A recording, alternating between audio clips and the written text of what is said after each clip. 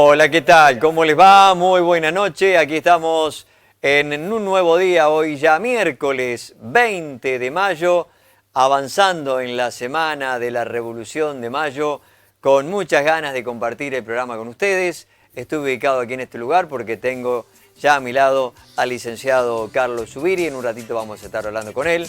El comienzo musical con Albano.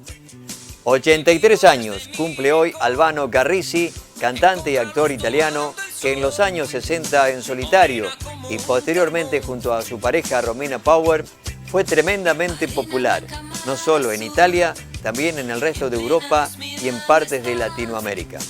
Gracias a las canciones que solía presentar en el Festival de San Remo, como en El Sole, Sarazán, Felicità, Tu soltanto tu, Nostalgia Canaglia, Libertà y Carra terra mia. En 1999 el dúo Matrimonio se separó y Albano siguió actuando en solitario. Hasta la fecha ha vendido más de 160 millones de álbumes en todo el mundo. En 2009 volvió al primer puesto de Sanremo con L'amore siempre amore y desde 2013 ha vuelto a actuar en varias ocasiones con Romina Power, la más reciente en Sanremo 2015. 83 años cumple hoy Albano.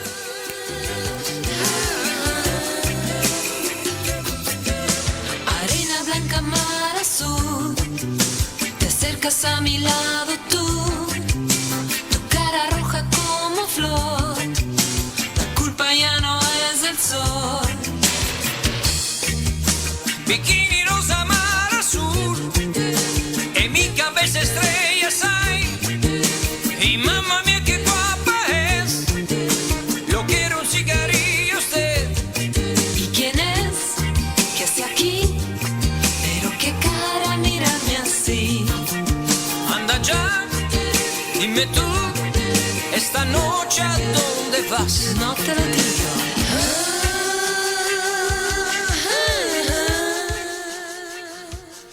Bueno, hoy estamos escuchando a Albano junto a Romina Power y seguramente tendremos algún tema más de este dúo tan exitoso en aquellos años.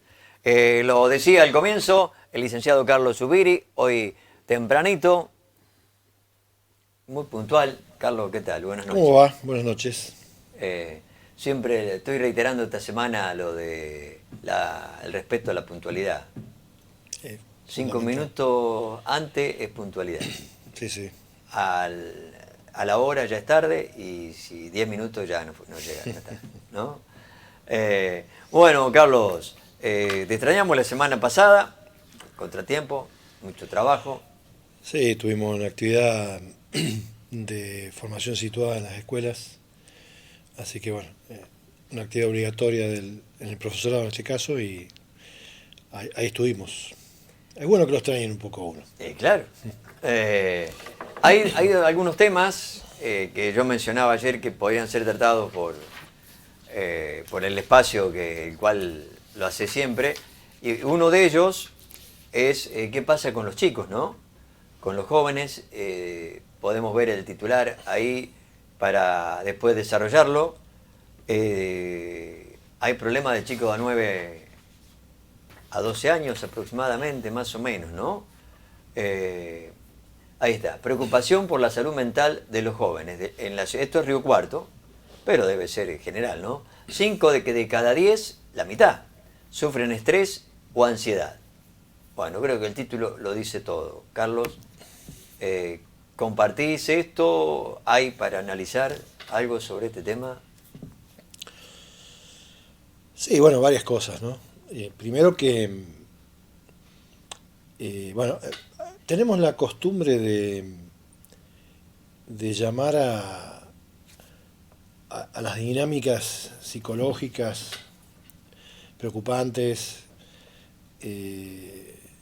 cuando no tenemos demasiados elementos, cuando no tenemos demasiadas características para poder saber qué es lo que está ocurriendo, qué es lo que está pasando con otros jóvenes, de catalogar enseguida que esto es estrés, ¿no? Y yo te diría que el estrés es algo más pasajero, es algo más neurótico. Básicamente el estrés tiene que ver con vivir con cierto margen de incoherencia, ¿no? Es como que lo que uno siente, lo que uno piensa va por un lado y lo que uno hace va por otro. Vivir a contramano, vivir en una contradicción entre los efectos de las acciones y lo que uno siente, lo que uno piensa. Entonces eso va generando un margen, un quantum de energía disponible que está mal procesada, mal metabolizada, y trae como cuadro un cuadro de estrés. Ahora, en la juventud, de vos ahí marcás creo que de 16 a 20 años, tiene características específicas, porque recién decías vos, bueno, las problemáticas en los niños, en los jóvenes, bueno, hay problemáticas en todas las edades, ¿no? No hay edad que no tenga problemas hoy, ¿no? Sí. Cada cual con sus criterios, pero la adolescencia es una edad muy complicada. En la actualidad tiene sus características. Acá estamos hablando de una adolescencia joven, ya de 16 a 20.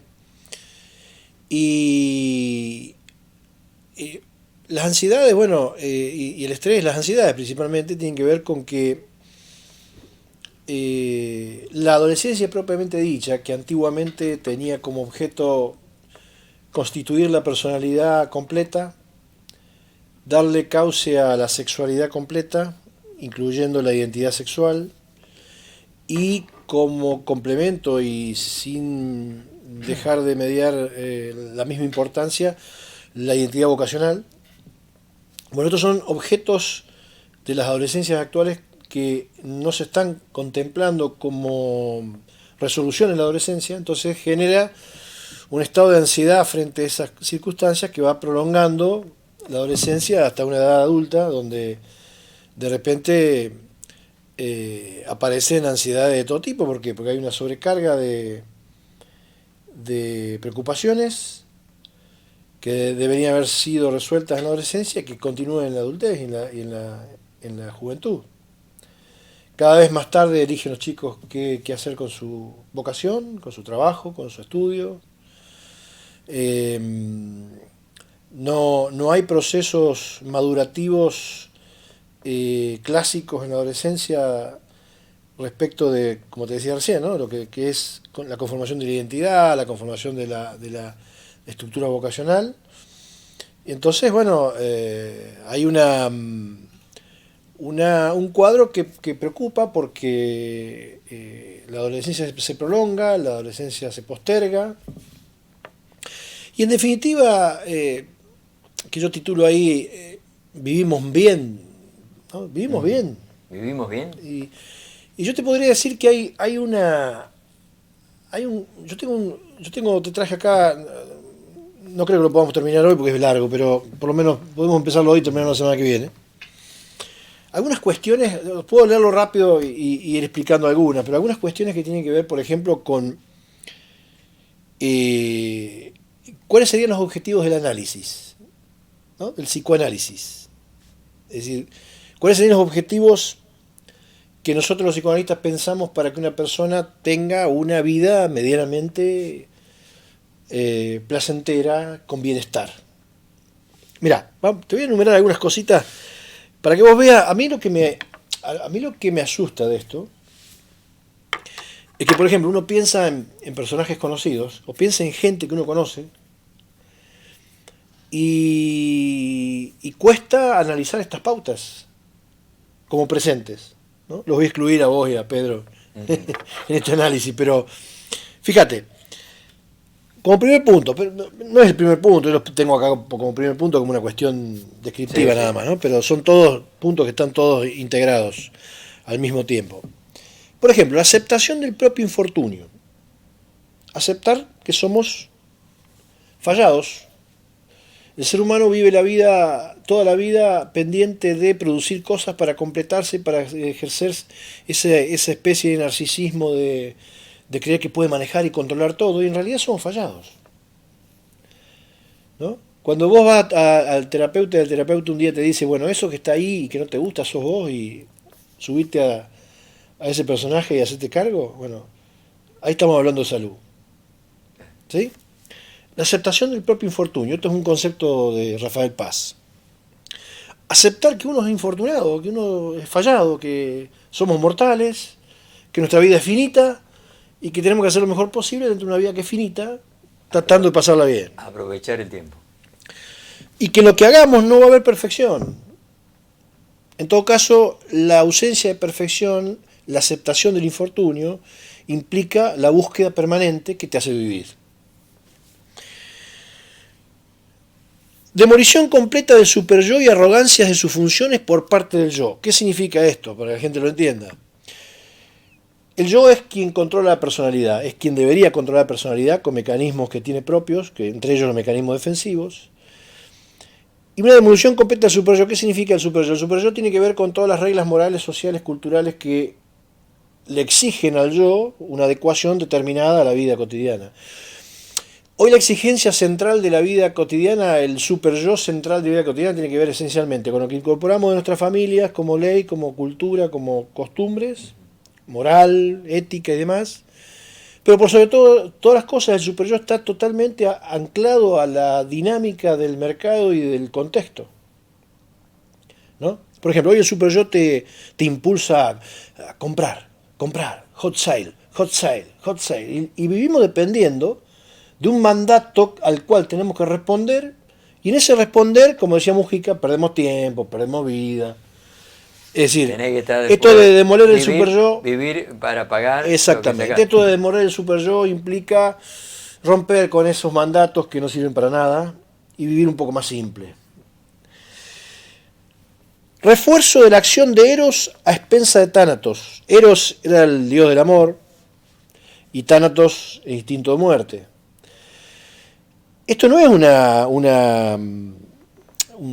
una teoría idealista del amor, es que en cada acto de nuestra vida podamos poner de relieve situaciones que tengan que ver con lo amoroso, que podamos hacer las cosas por amor, con la pasión que implica poder hacer algo por amor, y esa cuestión que implica amor implica esa lucha permanente que tiene el ser humano en sí mismo y con otros, con esas dos vertientes que tiene la constitución humana, que tiene que ver con vida y muerte, con instinto de vida y con instinto de muerte, con instinto de agresividad e instinto de conservación.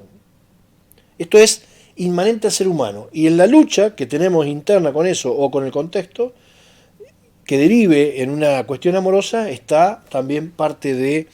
O sea, yo le diría a la gente, empiece a hacer más cosas que amen, ¿no? Olviden los mandatos de hacer las cosas que hay que hacer porque hay que quedar bien, empiecen a hacer las cosas que amen. Obviamente que cuando gana Tánatos, ahí tenemos la guerra, ahí tenemos el instinto de muerte, ahí tenemos el suicidio, ahí tenemos la depresión, ¿sí? La capacidad que tenga el sujeto de rehistorizarse. La gente no conoce su historia. Quiere vivir para adelante y no mira... O sea, no es que uno tiene que mirar para atrás para regresionar e involucionar, sino saber quiénes somos, de dónde venimos, cuáles son nuestros mandatos, cuáles son nuestras búsquedas, cómo nos insertamos dentro de una cadena familiar. Hay gente, a ver, yo me voy a tomar la licencia de permitírmelo a esto hay mucha gente que no debe estar escuchando que hace constelaciones por ahí, ¿no? Yo no estoy muy a favor de las constelaciones, pero bueno, yo trabajo de alguna manera haciendo asociaciones familiares cuando hago pensar a la familia en función de la historia, ¿no? Poder rehistorizarse, poder pensar la propia historia, poder saber la importancia que esto tiene en el ámbito personal, humano, y lo que tiene como importante a nivel país, a nivel social. Que conozcamos, que sepamos nuestra historia, de dónde venimos, cómo hicimos el proceso para estar acá y cómo vamos hacia un futuro a partir de lo que hemos sido. Fundamental, ¿no? Yo sé por qué me llamo Carlos José, y esto tiene que ver con algo que se me ocurrió a mi padre cuando yo todavía casi no tenía conciencia. Entonces, es mi historia, ¿sí? Que marcó cosas de mi vida, como no marcó a mi hermano, como no marcó a mi hermana. Es mi historia, es singular, es particular, y hay que saberla. La capacidad de rehistorizarse. Obviamente que el psicoanálisis se ocupa de eso. Conocer la historia de ellos, ¿no? Exacto. La posibilidad de tener experiencias emocionales novedosas. La gente dejó de pensar, la gente dejó de pasarla bien con cosas novedosas. Dejó de de producir, de crear, de generar situaciones que nos emocionen y que tengan novedad.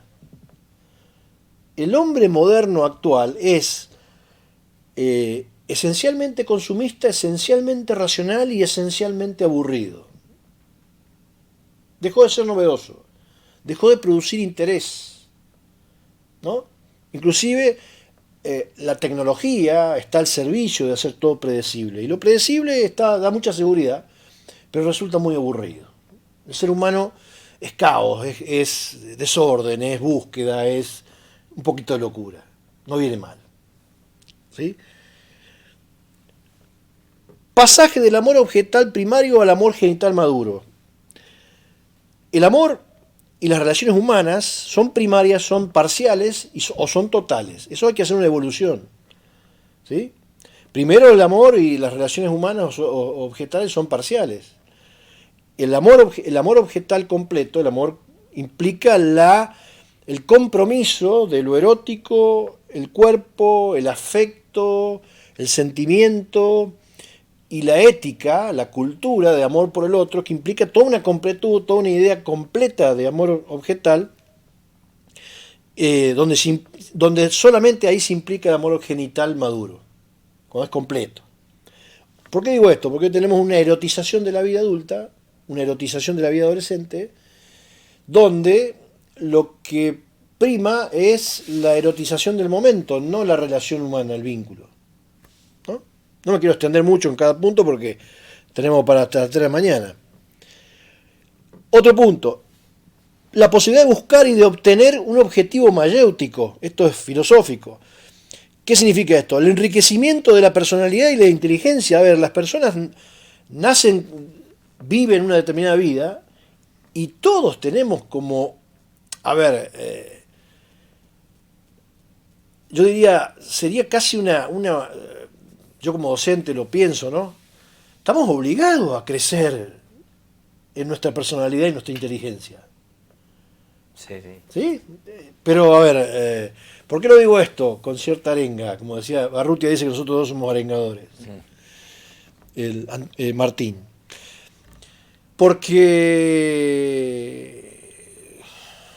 no se ve, no aparece, ¿no? La gente está conforme con lo que vive, con lo que siente y deja de buscar ese objetivo mayéutico que implica enriquecer su interior, su personalidad, su inteligencia, que la inteligencia pueda tener ribetes de ruptura de lo medianamente biológico. Es lo primero para ser libre, ¿no? Totalmente.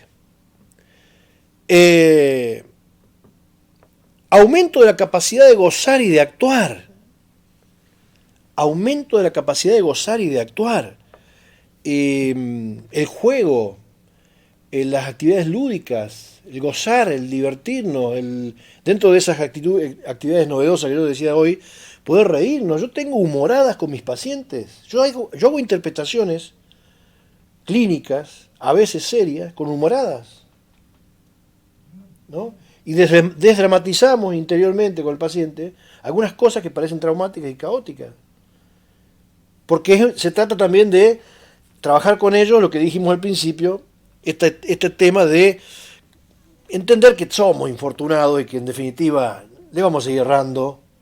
El tema que nos interese cada vez menos, que no nos haga mal. Eso se trata. ¿No? Bueno, pasar de la miseria neurótica a la miseria cotidiana, entender que por esta cuestión de querer ser perfectos, inmaculados, mesiánicos, controladores y cuantas cosas más quieras saber, en realidad somos ordinarios, ¿no? Tenemos experiencias ordinarias y no vamos a ser ni mesiánicos, ni perfectos, ni pasar. El problema es no creérselo. Lo que pasa es que en esa creencia, en esa búsqueda, te haces neurótico. La neurosis es la negación de que somos infortunados, la negación de que somos fallados, la negación del ordinario. Lo ordinario no como cualidad negativa, sino lo ordinario como reconocimiento de la faz humana, netamente humana. Si no fuéramos ordinarios, no fuéramos fallados, no tuviéramos propio infortunio, nunca tendríamos como posibilidad. Por eso también fracasa tanto la cuestión del amor, porque el amor, casualmente, es el reconocimiento de las propias fallas para que ingrese el otro, ¿no? Es el amor a lo que no tengo. El amor siempre amor a lo que no tengo. El amor implica un proceso donde yo entiendo que estoy perdiendo, que puedo perder porque necesito del otro, en relación a eso que no tengo.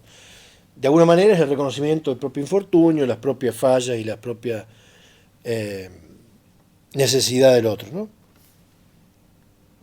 Bien, la capacidad de elaborar duelos. La capacidad de elaborar duelos. En casi todas las historias que yo conozco, y son muchas, la gente ha pasado por la vida no dándole valor a los duelos, pero no estoy hablando de las pérdidas grandes. Murió mi papá, murió mi hermano, me fundí, perdí una fábrica. Esos son duelos duros, que hay que pasarlos, hay que analizarlos. Me estoy hablando de lo que decía Rafael Paz, los microduelos. Los microduelos. Las pequeñas cosas de la vida que te van quitando esa fuerza de vivir, te van quitando el deseo y no te das cuenta, y que la gente por no analizar, por no tener actitud analítica, va perdiendo el líbido, va perdiendo energía psicológica, tan importante para vivir, tan importante para envejecer. Porque acá, mientras vos sos joven, bueno, tenés el júbilo de la juventud y como decía Marcelo Viñá, ¿no? El júbilo emancipatorio, te comes el mundo, pero hay que vivir después cuando sos adulto. Y necesitas esa vitalidad que no se pierde nunca, o no debería perderse nunca si vivimos bien, ¿no? Bueno, ese es un tema que tengo también para después, ¿no? Porque cada vez hay más gente adulta en el mundo. Bien. Reconocimiento del propio deseo.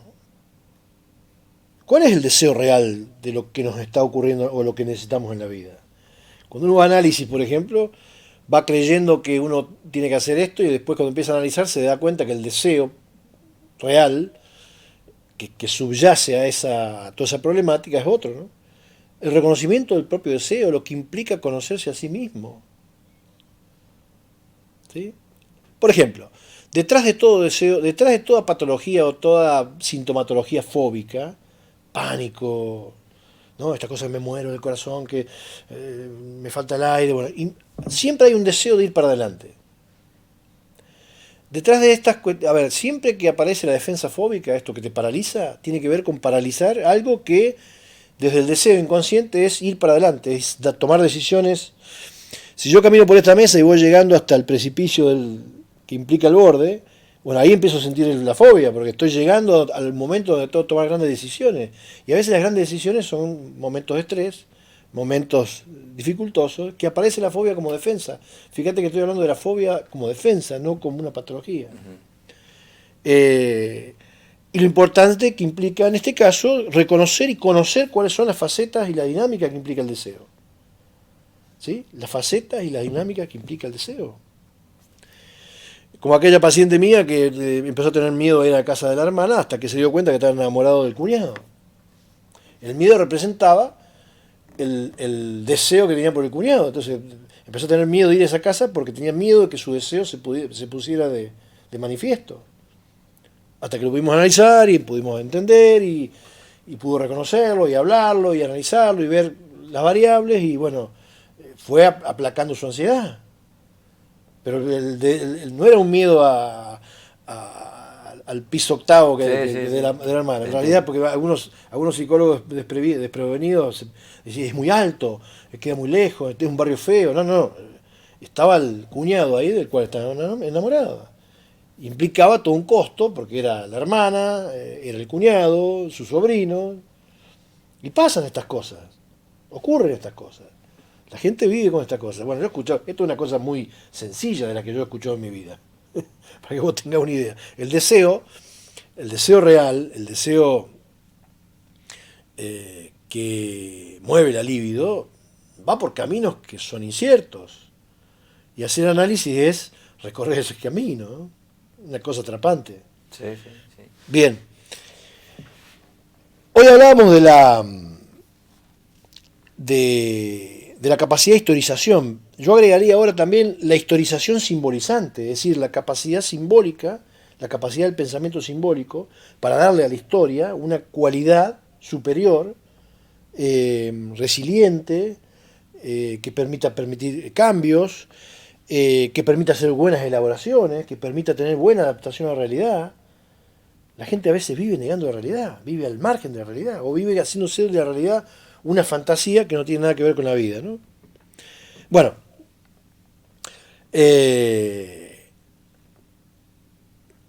alguna cosa más, para no irnos, bueno, relativizar las certezas, ¿no? Generar procesos que nos permitan romper con las idealizaciones, poder entender que nada es ideal, que nada es posible desde el punto de vista ideal, y romper con ese mundo de certeza, ese mundo de... Hoy, muchas veces, como hemos hablado de la posición del sujeto frente a la verdad, que quiere verdades absolutas, dogmas, cosas estables, fijas, que den seguridad, y en realidad el mundo, el ser humano, pasa porque acepte vivir en la incertidumbre, ¿no? El objeto de las ciencias sociales es la incertidumbre, no la certidumbre. A mí la certidumbre me aburre. Las cosas fijas y dogmáticas me aburren. Lo importante que implica relativizar las certezas, ¿no? No quedarnos. Las certezas producen inmovilidad, y la palabra inmovilidad en psicoanálisis es sinónimo de patología. ¿Mm? ¿Hay una verdad o hay varias verdades? La verdad que no importa. ¿No? En todo caso hay referencias sobre... yo digo que la pregunta permanente y la duda es un elemento que nos permite potenciar el deseo. Entonces, llegar a una verdad absoluta... Yo no hay nada que vea a mis pacientes que lo plantee en términos de aseveración fija o terminante. Siempre lo planteo en términos de signo de preguntas. ¿No será que usted pensó esto? No le digo usted pensó esto. Usted está mal porque pensó esto. ¿No será que usted está mal porque pensó quizás esto? Quizás esto. Lo haces pensar, le planteas una hipótesis. Y él va en el entramado de su historia para adentro y busca y por algo me había preguntado esto este hombre, y sigue y continúa, y es hermoso, porque el sujeto se conoce. Vivimos mal, Luis, vivimos mal. La gente no se conoce a sí misma. Vive pendiente del contexto porque no puede mirar para adentro. No se puede mirar para adentro. Es un tema muy, muy serio ese, ¿no? Porque vivimos mal porque no miramos para adentro, es todo para afuera, ¿no? Y eso lo vemos, ¿no? Lo palpamos. Y debe pasar con la juventud, y con los adolescentes y con las personas mayores también. Total. ¿Sí? Por eso el tema que te planteaba también es qué va a pasar de ahora en más con los adultos mayores, ¿no? Los adultos mayores de la actualidad tienen ciertos privilegios, que han vivido una época donde algunas cosas tenían sentido. A mí me preocupan los adultos mayores del futuro, porque están viviendo un tiempo juvenil de mucha ambigüedad y de poco sustento, ¿no? Entonces no se están preparando para esa etapa. Las juventudes a veces viven como si el mundo terminara el fin de semana, ¿no? Y en realidad no se preparan para lo que viene o para lo que sigue. Siguen pensando en un tipo de 50 años, un tipo viejo, y un tipo de 50 años, por ejemplo, en la fase intelectual es cuando empieza realmente a disfrutar. Si vos me preguntás a mí cuál es la mejor etapa de tu vida, es esta, porque vivo montado arriba de mi experiencia. Todo lo que uno pensó, primero, uno a los 50 años es vital, ¿no? Uno tiene ganas, tiene deseo, y a su vez tiene experiencia para llevar adelante el deseo de una mejor manera, ¿no? Yo tengo, por ejemplo, de acá hasta casi agosto, septiembre, diagramado casi un cronograma de actividades intelectuales, tipo artista. cursos. Sí, sí. Hace falta un representante. Sí. Y bueno, todo lo que implica hacer eso, preparar esas cosas, los viajes, conocer gente nueva, lo novedoso, conocer situaciones nuevas. Y a mí me da vida. Entonces uno, a ver, ¿cómo preparar la vida? A ver, porque la gente dice, bueno, yo hago dinero y hago un viaje. Perfecto. Bueno, ese hay un cuento. Está bien, pero vos no estás viajando todo el día. Vos podés estar 10 días, un año, no sé, 2 meses en Europa. ¿Pero qué haces todos los días con tu vida? ¿Qué haces todos los días con tu vida? Volviste a Europa, son 2 meses, un mes. te quedan 9, 11. ¿Qué haces con el resto de tu vida? ¿Qué haces con el día a día? Yo me levanto a las 7 de la mañana, voy para trabajar y me acuesto a la 1. ¿Qué hice en el día? Yo tengo la obligación, yo tengo como la postura de que uno tiene que llegar a fin del día diciendo, hoy me pasó esto. Hoy valió la pena vivir por esto, por esto y por esto. Porque no todo el mundo tiene posibilidad de vivir acorde a una economía que le permite hacer cualquier cosa. Pero sí podemos vivir adentro de nuestra cabeza, adentro de nuestra alma, adentro de nuestro corazón, adentro de nuestro espíritu, haciendo de nuestra vida, a nuestra manera, algo que sea realmente vivible, emocionante. La gente no se emociona, la gente no vive cosas emocionantes. Yo voy a dar charla a ver si nos quedamos hasta después de hora. ¿Y usted sigue respondiendo preguntas, no se cansa? No, le digo, porque yo charlar con la gente es lo que más me gusta. Yo siempre digo a los jóvenes, yo quiero estar con 50, 60 de ustedes y no con 2 dentro de un consultorio. Si hablar con 50, 60 personas a mí me evita, mirá que hago las cosas en contra de mi economía, pero si hablar con 50 o 60 personas me evita que aparezcan 3 o 4 situaciones de urgencia en un consultorio, yo estoy contento. Porque, a ver, nos debemos, así como uno viene acá y a hablar con vos y a charlar con la gente, nos debemos a la sociedad, somos sujetos sociales. No hay que tener miedo de decir esto. Somos sujetos sociales, somos sujetos. Yo estudié en una universidad pública, hermosa, extraordinaria, transformadora, la década del 80. ¿No? Fue el realce de la Universidad Nacional de Córdoba, la UBA, volvió a tener una expansión como la que tuvo en los 50 y los 60. Nos dieron todo esa gente. Entonces nosotros tenemos que salir a dar. Es nuestra obligación. Aunque tengamos que perder algo. Pero bueno, hemos ganado algo, nos dieron algo gratis y tenemos que salir a compartirlo. Y si vos te pones a pensar, todas esas cosas que uno hace durante casi todos los días, en mi historia, yo tengo complicaciones también, tengo mis angustias, tengo mis pérdidas, pero es muy difícil que uno no tenga su vida potenciada en todas estas cosas que yo te he planteado. ¿No? Mencionaste la universidad pública. ¿Estás de acuerdo con lo que está pasando ahora? ¿Estás de acuerdo? ¿Qué análisis haces de esto a la época tuya, lo que está pasando con la universidad pública, ¿no? La universidad pública es mi hogar, es mi segundo hogar. Digamos, como locación, como lugar de vida, yo ya te dije que voy a volver a la universidad pública, estoy preparando eso, y a su vez es mi alma. Entonces el que toca mi alma es un déspota, el que toca nuestra alma, el alma de la educación abierta. La educación pública significa la educación para el pueblo, donde es el único espacio donde puede trascender la educación nivelada para toda la población y que permita una transformación social de sectores que a veces les cuesta mucho transformarse. Y al ser universidad pública no está atravesada por el mandato superyoico, ya que planteamos hoy, la gente ya sabe de qué se trata, de las grandes empresas que ponen la agenda que hay que estudiar. En la universidad pública hay libertad de expresión, hay libertad de cátedra. No hay una cátedra que viene de la universidad privada y una cátedra que está bancada por... Cuando vos vas a unas universidades privadas, vos ves los carteles en las aulas, no sé, Luis Mir. Entonces vos decís, bueno, tengo que decir cosas porque no me van a enojar Luis Mir. ¿Ah? En la Universidad Nacional esas cosas no pasan. En la Universidad Nacional la agenda la marcan los estudiantes, la marcan la democracia, la marcan los docentes que van porque están enamorados. Ningún docente universitario va a la universidad porque va a ganar plata. ¿Sí? Por supuesto que luchan por un poco más de dignidad, pero van porque aman la educación. Van porque aman compartir. Van de la manera que yo vengo acá. ¿No? Yo acá tengo un aula virtual a través de esa camarita que debe haber 30, 40, 50, 60. Capaz que hay más gente. Si yo me guío por lo que lee después la gente, hay más gente. Pero bueno, afectamos mucha gente. Entonces tenemos un aula, ponerle de 100 personas. Y es muy satisfactorio.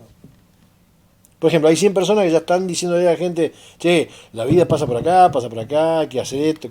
porque es lo que hay que pensar, ¿no? Y vivimos tan traumados, ¿no? ¿Vivimos bien? No vivimos bien. No vivimos bien. Carlos, bueno, lo dejamos para la semana Mirá. que viene, esto de los hijos, la demografía y la moral. Sí, dale. Yo creo que este video de hoy me va a ahorrar que tenga que dar clase en la segunda etapa del año en formación para la vida y el trabajo, que trabajamos este tema, ¿no? Pones esto y ya está. Formación para la vida y el trabajo. Para la vida. Yo trabajo mucho el tema de la vida. Vivimos bien. Hay más, ¿eh? Yo te hablé de la mitad de los indicadores, hay más. Pero son redundan de los anteriores, pero hay más. Sí, sí. Vivimos... Y también recuerdo, esto para cerrar, ya porque se nos fue el tiempo, cuando comenzaste las charlas acá, hablaste de la educación y la intelectualidad para los gobernantes de la Casa de Gobierno, mencionaste el Congreso Nacional, y cuánta falta de intelectual que hace falta. Sí, bueno, lo que está pasando a nivel... No quiero entrar en política con esto, ¿no? Pero lo que está pasando a nivel global en el ámbito de lo público, de la política, con la... Por ejemplo, vamos a algo bien burdo, que también tiene que ver con un índice de salud, ¿no? La capacidad lingüística, la capacidad de poder dialogar desde niveles diferentes, ¿no? Usar el lenguaje en la máxima expresión que eso tiene. Yo descreo mucho de la gente que la universidad no le cambió la forma del estilo comunicacional. Que la gente imagine. Yo descreo mucho de la gente que no tenga un léxico, ¿sí? Bien digo, comunicacional cambiado por el estudio. El estudio te cambia, el estudio te modifica. Volvemos a lo que dijimos antes, la subjetividad está preparada para ser cambiada, para ser modificada, ¿no? Entonces, de la manera que hablamos, de la manera que vivimos, de la manera que hablamos, es de la manera que pensamos. Y cuando yo tengo 10 palabras para hablar de lo mismo, es muy complicado, ¿no? Te entiendo. Carlos, muchas gracias. A vos. Carlos Zubiri pasó por Imagen Regional, otro día miércoles, y estará aquí el miércoles que viene nuevamente. Nos vamos a la pausa, esperamos si viene la gente de los caballos criollos, Pedro. Ya venimos.